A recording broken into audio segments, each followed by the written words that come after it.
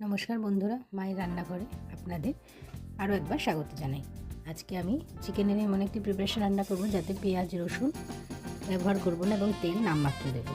তো এখানে আমি টক দই 250 গ্রাম আর 2 টেবিল স্পুন ফ্রেশ ক্রিম নিয়ে নিয়েছি আর দুধের মধ্যে জাফরান দিয়ে রেখেছি। এখানে চিকেনটা ভালো করে পরিষ্কার করে ধুয়ে নিয়েছি। এখানে টক দই, ফ্রেশ ক্রিম, এর মধ্যে পরিমাণ মতো লবণ, গোলমরিচ গুঁড়ো দিয়ে ভালো করে ফেটিয়ে নিচ্ছি।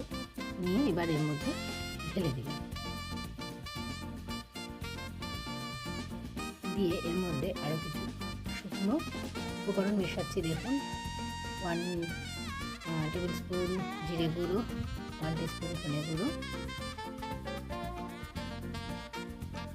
এবং শুকনো লঙ্কা, এগুলো দিয়ে দিলাম। দিয়ে বাকি ফ্রেশ ক্রিম আর টক দই ব্যাটারটাকে ভালো করে চিকেনটাকে মাখালাম।